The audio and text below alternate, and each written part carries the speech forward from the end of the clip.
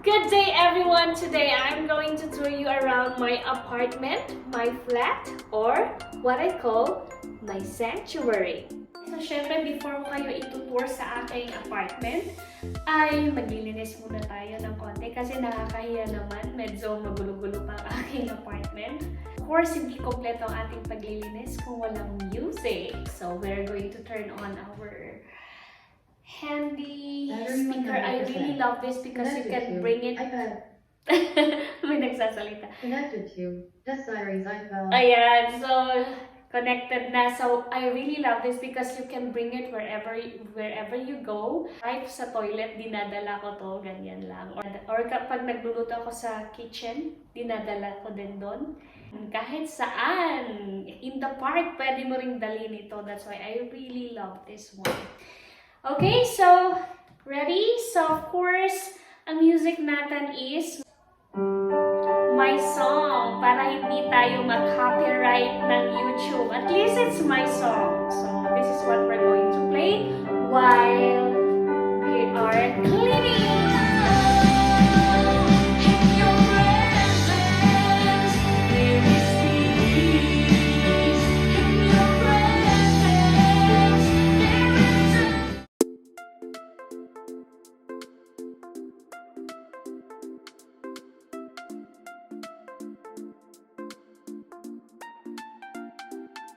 Ay, nakapagod.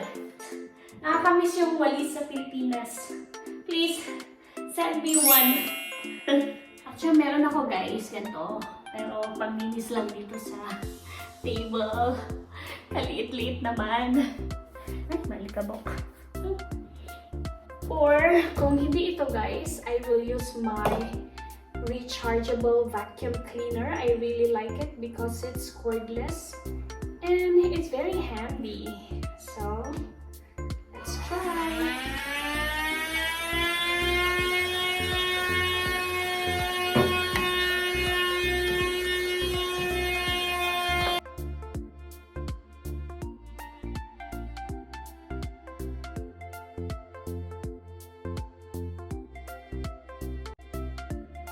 Tapos na guys.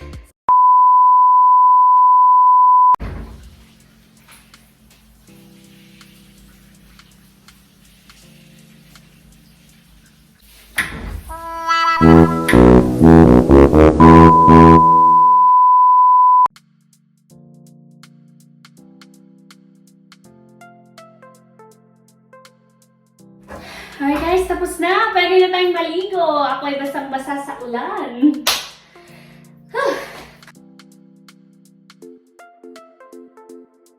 So upon entering my apartment, you can see here is my dining room and over there is my living room.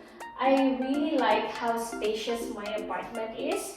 The first time I saw this, nagustuhan ko siya agad kasi napaka-maaliwalas niya and I like the color. I like how simple it is and I like something that is open and welcoming and I like na walang masyadong barriers or divisions between the living room and the dining room. And here guys is my living room. Ito yung aking comfort place kapag gusto ko lang mag-chill or every time I come back from work. Ito yung first na uupuan ko. Dito ako hihiga. Hihiga-higa ng ganyan. And then walang gagawin. Parang magmuni-muni lang or just, you know, rest for a bit. And then, dito, ito naman, dapat talaga lagi akong meron nito. Ito yung outlet where I charge my phone para comfortable pa din. Isasaksak ko lang dito while, you know, nakakapag-Instagram, Facebook, YouTube pa rin tayo. Charot.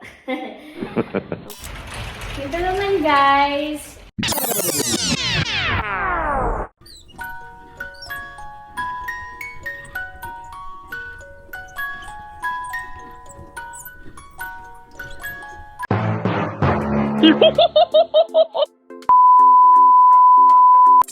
Here naman guys is where you can see here my wide window. Ta-da! Wow! Okay, so ito din yung favorite place ko. You can see everything that's happening sa baba. Nakikita mo ang lahat ng mga kaganapan sa baba.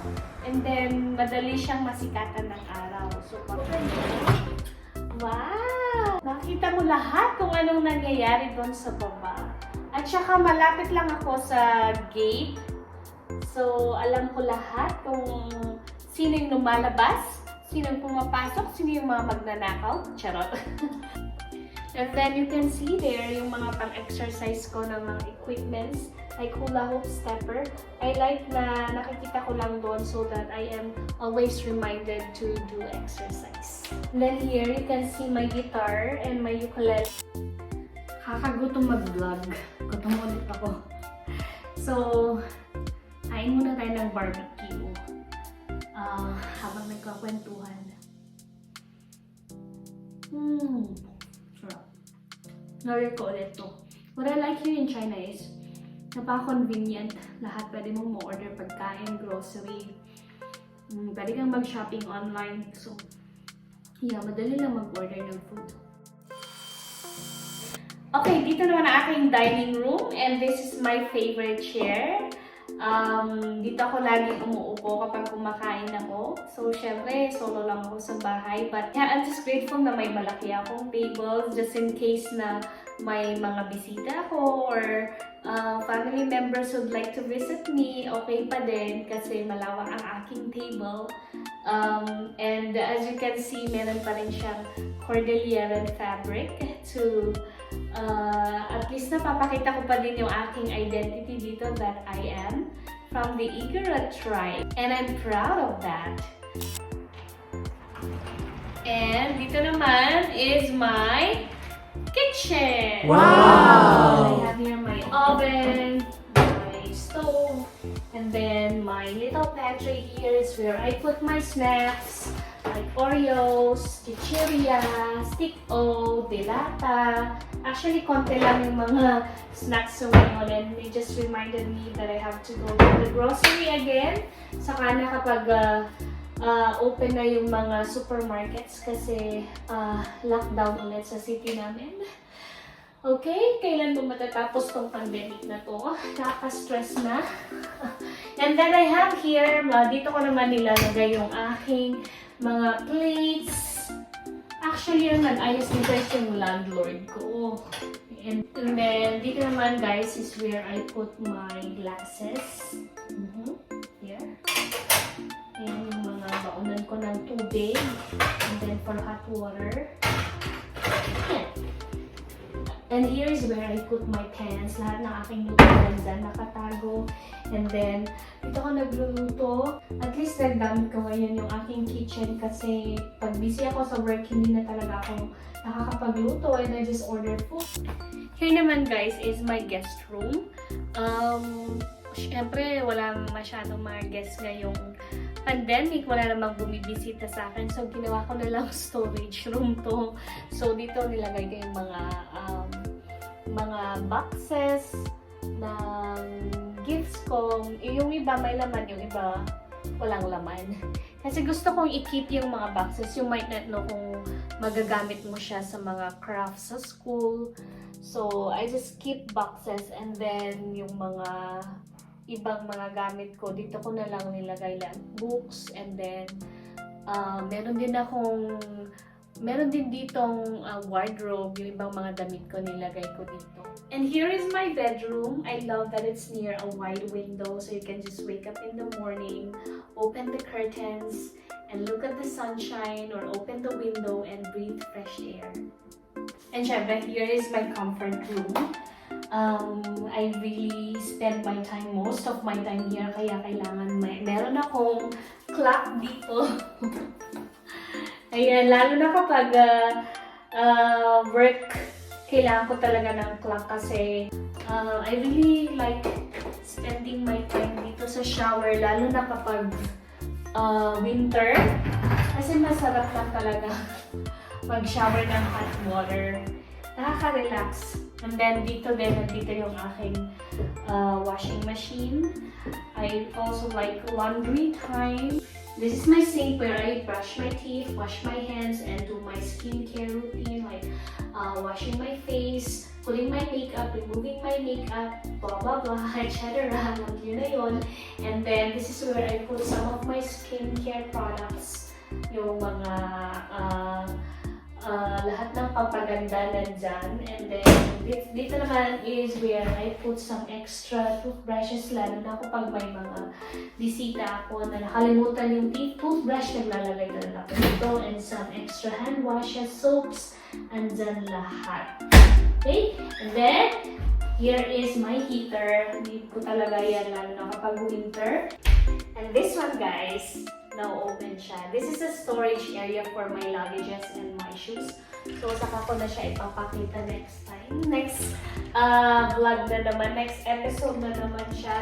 Tsaka hindi ko pa siya masyadong naayos. So, next time ko na lang ipakita sa inyo, guys. So, there you have it, guys. It's just a brief look of my apartment.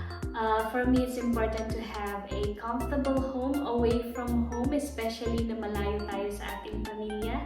And I like na unwind pa din ako, na-relax ako after work.